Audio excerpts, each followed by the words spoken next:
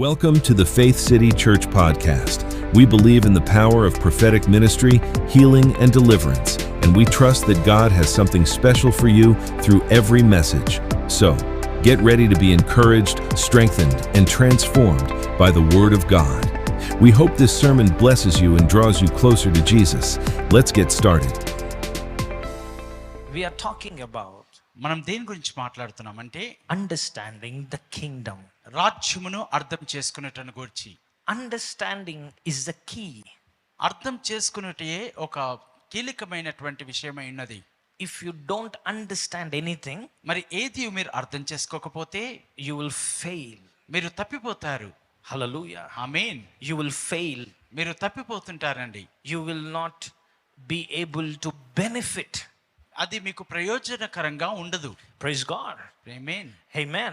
ఆమేన్. So understanding కాబట్టి the kingdom is the key. దేవుని రాజ్యమును అర్థం చేసుకోవడం ఒక కీలకమైన విషయమై ఉంటున్నది. The more understanding you have about the kingdom, రాజ్యమును గురించి ఎంత అవగాహన అయితే మీరు కలిగి ఉంటారో, the more effectively you can work in the kingdom. రాజ్యంలో అంత శక్తివంతంగా మీరు పని చేయగలరు. Hallelujah. Hallelujah. The more understanding you have about the kingdom, రాజ్యముని గురించి ఎంతైతే గ్రహింపును మీరు కలిగి ఉంటారో, you will be benefited from the kingdom. ఆ రాజ్యం నుంచి అంత ప్రయోజనమును మీరు పొందుకుంటారు. Hallelujah. హల్లెలూయా. So కాబట్టి you have to understand, మీరు అర్థం చేసుకోవాలి, you are in the most powerful kingdom ever. మరి అతి శక్తివంతమైన రాజ్యంలో మీరు ఉంటూ ఉన్నారు. You are in the most powerful kingdom. అతి శక్తివంతమైన రాజ్యంలో మీరు ఉన్నారు. But there is a way to operate in the kingdom. కానీ రాజ్యంలో పనిచేసే ఒక విధానము ఉన్నది. Now we have to understand మనము ఇప్పుడు దాన్ని అర్థం చేసుకోవాలి. how to operate in this kingdom of God. ఈ దేవుని రాజ్యంలో ఎలా పని చేయాలో మనం అర్థం చేసుకోవాలి. Let's turn our Bibles to మన యొక్క బైబిల్ గ్రంథాలను తెరుద్దాం. Matthew chapter 19, మత్తయి సువార్త 19వ అధ్యాయము verse 14. 14వ వచనము. Let's go to Matthew chapter 19, verse 14. మత్తయి సువార్త 19వ అధ్యాయము 14వ వచనము. But Jesus said, "Let the little children come to me, and do not forbid them, for such is the kingdom of heaven." ఆయన శిష్యులు తీసుకుని వచ్చిన వారిని గద్దింపగా, యేసు చిన్న పిల్లలను ఆటంకపరచక వారిని నా ఎద్దుకు రానియుడి, పరలోక రాజ్యం ఇలాంటి వారిదని వారితో చెప్పి. Hallelujah. Amen. Now let's understand the scripture. ఈ లేఖనాన్ని మనం అర్థం చేసుకుందాం. We have to understand it properly. మనము సరి అయిన విధానంలో మనం అర్థం చేసుకోవాలి. Generally, when you read this scripture, సాధారణంగా ఈ లేఖనాన్ని మనం చదివినప్పుడు Jesus was allowing the children to come to him. యేసుక్రీస్తు మరి పిల్లల్ని ఆయన యొద్దకు వచ్చుటకు అనుమతిస్తూ ఉన్నాడు. So disciples were rebuked by Jesus. కాబట్టి యేసు చేత శిష్యులు గద్దింపబడ్డారు. He said, disciples, don't stop them, bring them to me. యేసు అంటున్నాడు, శిష్యులారా పిల్లల్ని ఆపకండి, వారిని నా యొద్దకు తీసుకుని రండి అంటున్నాడు. So many times we take this scripture in the context of Sunday school. అనేక సార్లు ఈ యొక్క సన్నివేశాన్ని సండే స్కూల్ సందర్భంలో లాగా తీసుకుంటూ ఉంటాం. And we say Jesus loves children. యేసుక్రీస్తు చిన్న పిల్లల్ని ఎంతో ప్రేమిస్తున్నాడని చెప్తాం. There's nothing wrong. అందులో తప్పిదం ఏం లేదండి. But Jesus never does anything without a deeper meaning. మరి లోతైన అర్థం లేకుండా యేసు ఏది ఎప్పుడు చేయడు. So we need to understand the word of God says, దేవుని యొక్క వాక్యం చెప్పుచున్న దాన్ని అర్థం చేసుకోవాలి. let the little children come to me. మరి చిన్న పిల్లలను నా యొద్దకు రానియండి. Do not forbid them. వారిని ఆటంకపరచవద్దు. For of such is the kingdom of heaven. ఇలాంటి వారిదే పరలోక రాజ్యమని వారితో చెప్పాను. Praise the Lord. దేవునికి స్తుతి కలుగును గాక. We are talking about మనం దేని గురించి మాట్లాడుతూ ఉన్నాం? understanding the kingdom. మరి రాజ్యంను అర్థం చేసుకునేటని గురించి మాట్లాడుతూ And ఉన్నాం. he said, allow the children to come, మరి వారిని రానివ్వండి. for of such is the kingdom of heaven. ఇలాంటి వారిదే పరలోక రాజ్యం అని చెప్తూ ఉన్నాడు. What is the relationship between children and the kingdom of heaven? మరి పిల్లలకును పరలోక రాజ్యమునకు ఉన్న సంబంధం ఏమిటండి? What is this relationship between children and heaven? మరి పిల్లలకును పరలోక రాజ్యమునకు ఉన్న సంబంధం ఏమిటి? Why did Jesus said the kingdom of heaven is for such people like these? యేసుక్రీస్తు ఇలాంటి వారిదే పరలోక రాజ్యం అని ఎందుకు చెప్తూ ఉన్నాడు? Why? ఎందుకు? We need to understand. మనం అర్థం చేసుకోవాలి. Jesus never speaks anything vaguely. మరి యేసుక్రీస్తు ఏది కూడా అలాగా మాట్లాడు. No vague words from Jesus. యేసు యొద్ద నుండి వ్యర్థమైన మాటలు రావండి. And every word that comes out of Jesus' mouth is very powerful. యేసు నోటి నుండి వచ్చు ప్రతి మాట గొప్ప శక్తి కలిగినది. There is a deep mystery that is hidden in the word of God. దేవుని వాక్యంలో లోతైన మర్మము దాగి ఉన్నది. When he said, for such is the kingdom of heaven, మరి ఇలాంటి వారిదే పరలోక రాజ్యం అని చెప్పినప్పుడు meaning దాని అర్థం ఏంటంటే it's not about the little children. అది చిన్న పిల్లల గురించి మాత్రమే కాదండి. Of course he is talking to children, మరి చిన్న పిల్లలతో మాట్లాడుతూ but there is a ఉన్నప్పటికీ deeper meaning.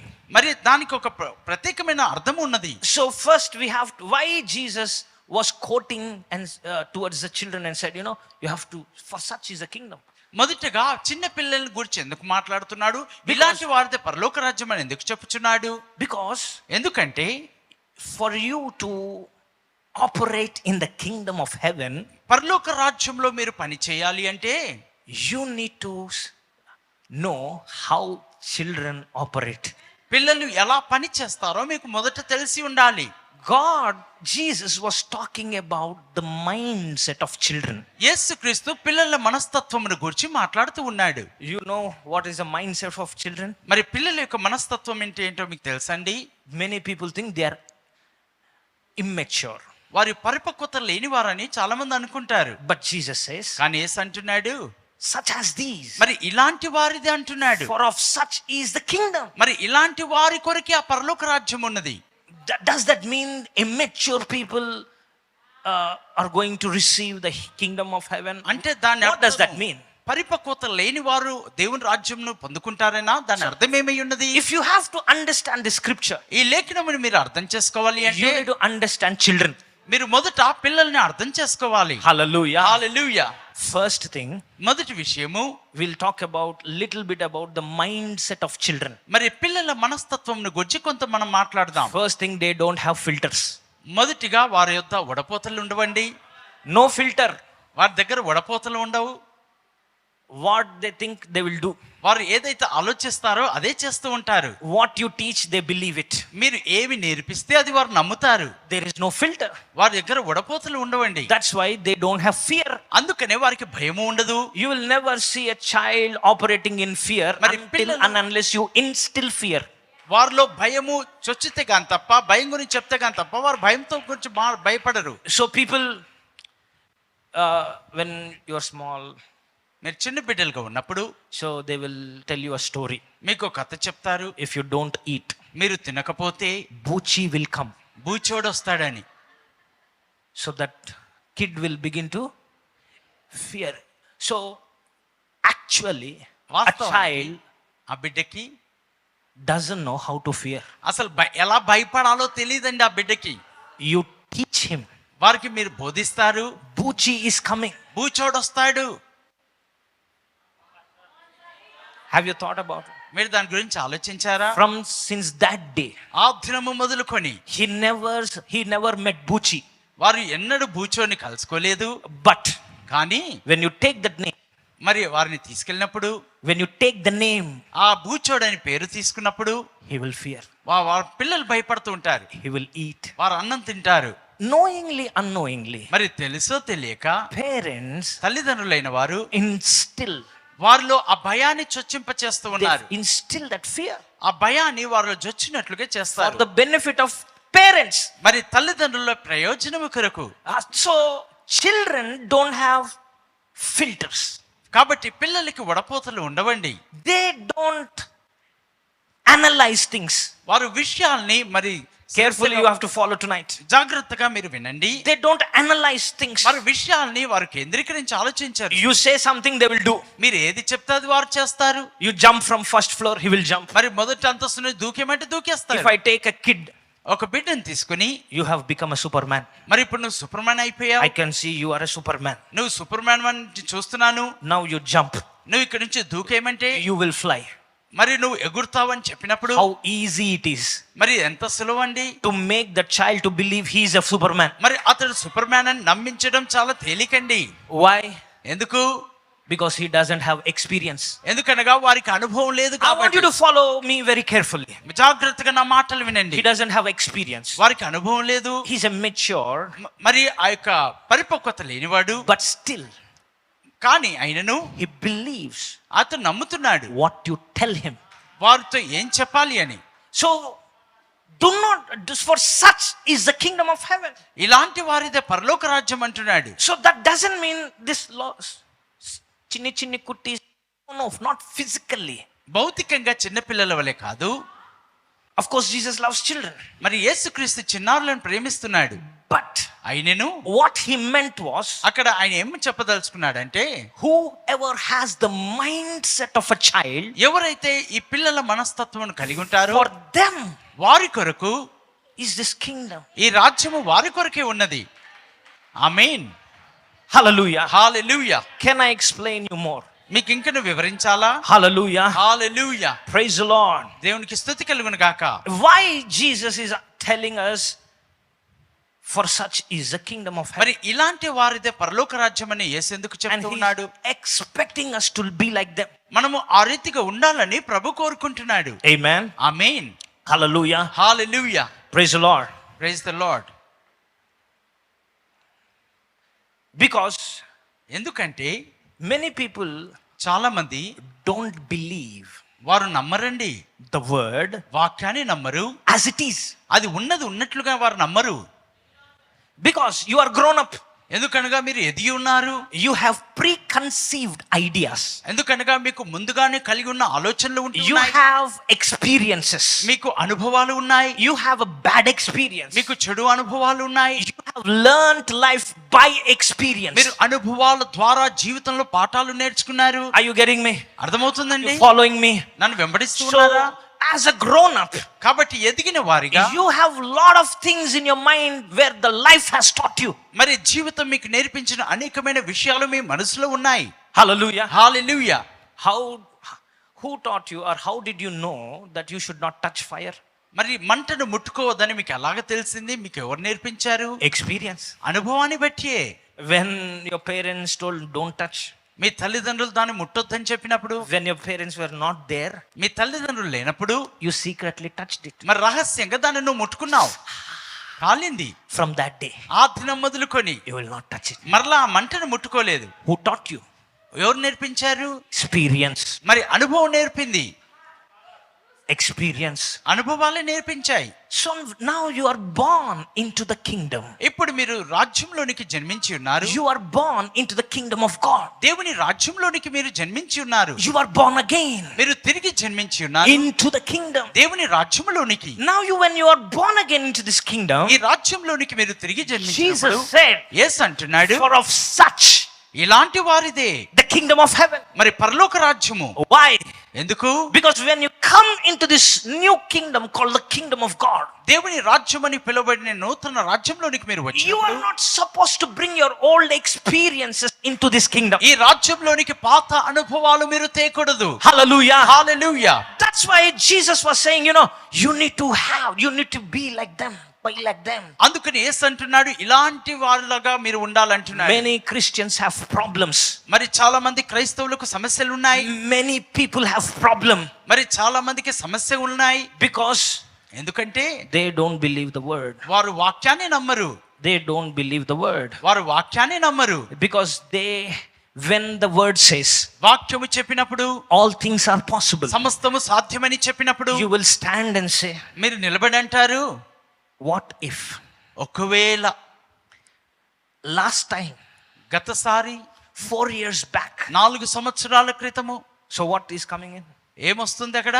Your experiences. మీ అనుభవాలు వస్తూ ఉన్నాయి. They all become a filter.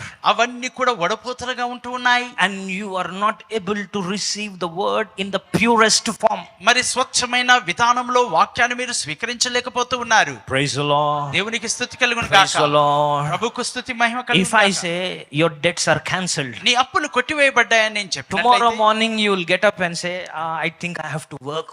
రేపు పొద్దున నువ్వు లేచి అనుకుంటావు నేను పని చేయాలనుకుంటాను. Because already you know that the debts are not cancelled. ఎందుకనగా నీకు తెలుసు అప్పులు కొట్టివేయబడలేదని. Because your experience have taught you. ఎందుకనగా నీ అనుభవాలు నీకు అలా నేర్పించాయి. If your debts has to go, ఒకవేళ నీ అప్పులు వెళ్ళిపోవాలి అంటే you need to work. నువ్వు పని చేయాలి. Now you are in the new kingdom. ఇప్పుడు నువ్వు నూతన రాజ్యంలో If you can believe, నువ్వు నమ్మినట్లయితే all things are possible. ఓ సమస్తము సాధ్యమే. But you are failed to believe కానీ నమ్ముటకు నువ్వు తప్పిపోతూ ఉన్నావు. because your mind is not like a child like. ఎందుకనగా నీ మనసు చిన్న పిల్లల లాంటి మనస్తత్వం లేదు. Somebody say praise the Lord. Praise the Lord. Somebody say hallelujah. Hallelujah. There is a problem with the grown-ups. మరి ఎదిగిన వారిలో ఒక సమస్య ఉన్నది. You have preconceived ideas about God. మరి దేవుని గురించి మునిపే మీరు కలిగి ఉన్న ఆలోచనలు తలంపులను కలిగి ఉంటున్నారు. So you come to God మీరు దేవుని యొద్దకు వస్తారు thinking ఏం ఆలోచిస్తారంటే God should answer this way. దేవుడు ఈ రీతిగా జవాబు ఇవ్వాలనుకుంటారు. So you will pray to God. కాబట్టి మీరు దేవునికి ప్రార్థిస్తారు. Lord, send my husband. ఓ ప్రభువా నా భర్తను పంపండి. He should come in a blue color shirt today. ప్రభువా ఈ దినమైన బ్లూ కలర్ టీ షర్ట్ వేసుకొని రావాలి. Today to the church. ఈ దినము సంగమునకు Whoever comes in blue shirt ఎవరైతే బ్లూ షర్ట్ లో వస్తున్నారు is my husband. అతను నా భర్త అయి ఉన్నాడు. In Jesus' name. యేసు నామములో. And there are 10 people. అక్కడ 10 మంది వస్తారు. And you are confused. మీకు ఇప్పుడు అర్థం కాని స్థితి ఏర్పడుతుంది. Praise the Lord. దేవునికి స్తుతి కలుగును గాక. You come to God మీరు దేవుని యొద్దకు వస్తారు. with the preconceived ideas. మీరు ముందుగానే కలిగి ఉన్న ఆలోచనలతో వస్తూ ఉన్నారు. You think God should work this way. దేవుడు ఈ రీతిగానే పని చేయాలనుకుంటారు. But a child will not. కానీ పిల్లలు ఆ రీతిగా ఆలోచించరు. If you say jump, he will jump. దూకేమంటే దూకేస్తారు. If I say you are a superman, he is a superman. అరే సూపర్ మ్యాన్ అంటే అటు If super I say you are a shaktiman, you are a shaktiman. నువ్వు శక్తిమాన్ అంటున్నప్పుడు He వారు believes Shaktimaan that. నమ్ముతారు వాళ్ళు. If I say you are a Batman, he becomes like a Batman. మరి batsmen అన్నప్పుడు బ్యాట్మెన్ No filters. వారిలో ఎలాంటి వడపోతలు లేవండి. I pray this mind of child will come to you. మరి ఇలాంటి పిల్లల మనస్తత్వం మీకు వచ్చును గాక. ఆమేన్. But there are years of experience sitting in your mind. కానీ నీ యొక్క మనసులో అనేక సంవత్సరాల అనుభవాలు కూర్చునిపోయాయి. So when the pastor says believe that God is about to prosper you, దేవుడు మిమ్మల్ని అభివృద్ధి పరచనే ఉన్నాడు నమ్మండి అని చెప్పినప్పుడు so immediately వెంటనే your experience will come, మీ అనుభవాలు అడ్డొస్తున్నాయి. your past will come, మీ గతము అడ్డొస్తుంది. your financial statement will come. మీ ఆర్థికమైనటువంటి నిలిచిపోయిన తత్వం వస్తూ ఉన్నది. It will tell to you, అది మీతో అంటుంది anybody will prosper but not you. మరి ఎవరైనా వర్ధిల్లుతారేమో కానీ నువ్వు మాత్రం వర్ధిల్లవు అంటుంది. Hallelujah. Hallelujah. Pastor is lying.